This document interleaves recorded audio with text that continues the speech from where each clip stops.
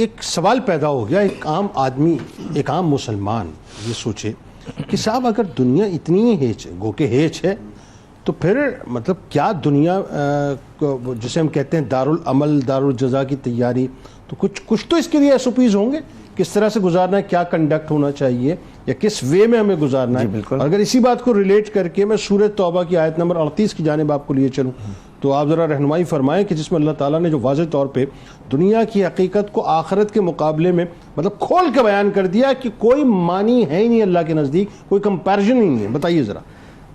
دیکھیں، دین اسلام دین اعتدال ہے، اس میں ہر چیز کو اعتدال کے ساتھ بیان کیا گیا ہے. اگر دنیا کی مذمت کو بیان کیا گیا ہے تو دوسری طرف اللہ تبارک و تعالیٰ کے حبیب علیہ الصلوۃ والسلام نے یہ بھی دعا مانگی ہے، ربنا آتنا فی الدنیا حسنہ وفی الآخرۃ حسنہ وقنا عذاب النار.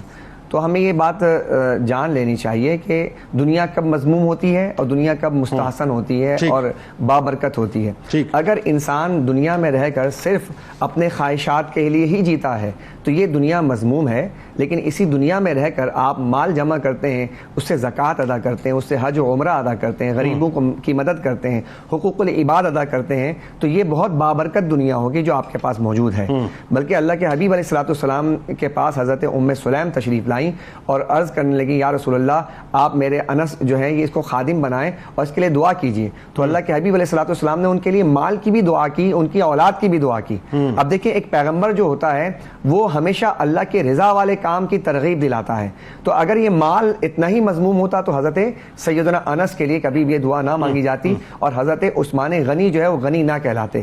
تو مال جو ہے وہ راہ خدا میں خرچ ہو تو بہت اچھا. یہ آیت کریمہ جس کے بارے میں آپ نے ارشاد فرمایا سورہ توبہ کی آیت ہے، اور اس آیت کریمہ آیت نمبر 38 میں ایک بہت خاص مضمون ذکر کیا گیا. یہ غزوہ تبوک کے پس منظر میں اللہ تعالیٰ نے اس آیت کریمہ کو نازل فرمایا. سورہ توبہ بنیادی طور پر اس میں جہاد کا اللہ تعالیٰ نے حکم ارشاد فرمایا ہے. اس میں غزوہ حنین کا ذکر ہے، اس میں اللہ تبارک و تعالیٰ نے غزوہ تبوک کا ذکر ہے. غزوہ تبوک جو ہے یہ سرکار دو عالم صلی اللہ علیہ وسلم کے حیات طیبہ کی آپ کے آخری جو ہے وہ غزوہ ہے. اس کے بعد سرکار دو عالم صلی اللہ علیہ وسلم رفیق اعلیٰ سے ملاقات کے لیے تشریف لے گئے. یہ مدینہ منورہ سے یہ تبوک کا جو مقام ہے تقریباً اس کا جو یعنی فاصلہ تھا وہ 900 یعنی کلومیٹر ہے، جو دور جدید کے حوالے سے ایک بہت دور کا سفر تھا. اور اس میں جو ہے گرمی تھی، شدت تھی، قحط تھی. اور اس پس منظر میں اس آیت کریمہ کو آپ ذرا سمجھیں گے تو دیکھیں سمجھ آئے گی. اللہ ارشاد فرماتا ہے، اے ایمان والو یا ایھا الذین آمنوا ما لکم اذا قیل لکم انفروا فی سبیل اللہ.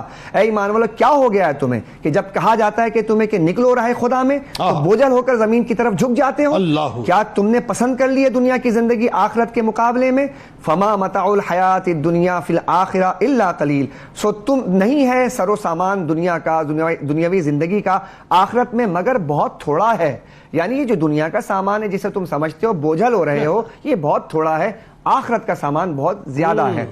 دیکھیں یہاں پر آیت کریمہ میں معاملہ یہ تھا کہ جب مسلمان نکلے تو بے سر و سامانی کا عالم یہ تھا کہ ایک کھجور میں 2 مسلمان اسے کھا رہے تھے. یعنی اس قدر قلت تھی. 30,000 کا لشکر تھا، اور 30,000 کے لشکر میں رسول کریم سید عالم صلی اللہ علیہ وسلم نے ترغیب دلائی، کہا کہ ہے کوئی جو آ کر اس لشکر کے سامان میں اضافہ کرے، اس کی مدد فرمائے. تو حضرت عثمان غنی کا کردار نظر آتا ہے، اور اس واقعات کی طرف ہم نہیں جاتے. عمر بن خطاب کا کردار نظر آتا ہے، حضرت صدیق اکبر کا کردار نظر آتا ہے. اور آپ نے آ کر اپنے پوری کی پوری چیز سامان کو لا کر راہ خدا میں ڈال دیا. اب دیکھیے یہاں پر یہ بنیادی نقطہ جو صحابہ کرام کی زندگی سے ہمیں نظر آتا ہے، کیا انہیں زندگی نہیں چاہیے تھی؟ کیا ان کے بیوی بچے نہیں تھے؟ سب تھے. لیکن جس چیز کو قرآن کریم فرقان حمید نے یہاں بیان کیا ہے وہ کیا تھا کہ صدیق اکبر رضی اللہ عنہ سارا سامان لا کر وہاں پر رکھ دیتے ہیں. تو دیکھیے کہ ہم یہ مانتے ہیں کہ صدیق اکبر رضی اللہ عنہ ایک بہترین بزنس مین تھے. تو جو بزنس مین جو لوگ سمجھتے ہیں کہ میں بہت بڑا بزنس مین ہوں، انہیں یہاں پہ صدیق اکبر کا ایک کردار دیکھنا چاہیے. یہ کردار ہمیں نظر آتا ہے کہ بہترین بزنس مین تو وہ ہوتا ہے کہ جو راہ یعنی کہ جو اپنے مال کو جمع کرتا ہے.